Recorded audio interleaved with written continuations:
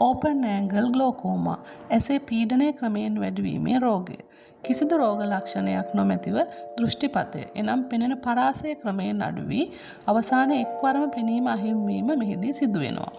අවසන් මොහොත දක්වා පෙනීම දුර්වලතාවයක් නොපෙන්වන නිසා මෙම රෝගය සයිලන්ට් තීෆ් ඔෆ් බ්ලයින්ඩ්නස් ලෙස හඳුන්වනවා.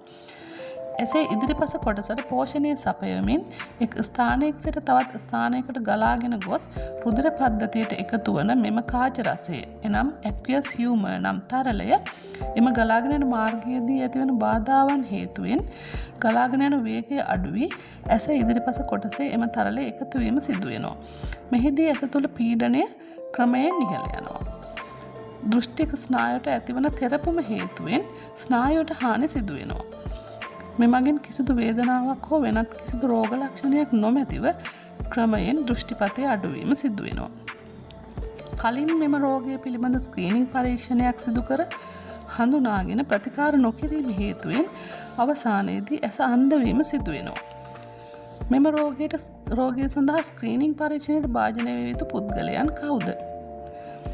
ග්ලෝකෝමාව, දියවැඩියාව, අධිරුධිර පීඩනය වැනි රෝගවලින් පෙළෙන පුද්ගලයන්ගේ ඥාතීන්.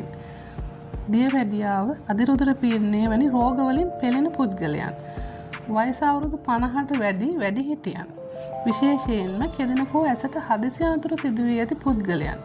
ඒ වගේම අධික පෙනීම දුර්වලතාවලින් පෙළෙන අයත් විශේෂයෙන්ම මෙම හඳුනා ගැනීම පරීක්ෂණයට භාජනය වීම ඉතාම වැදගත් වෙනවා. ඇස් අන්ධවීම කරා රැගෙන යන මෙම භයානක අක්ෂි රෝග කලින් හඳුනාගෙන ප්‍රතිකාර කිරීම මගින් ඇස් අන්ධවීම වළක්වා ගන්න පුළුවන්.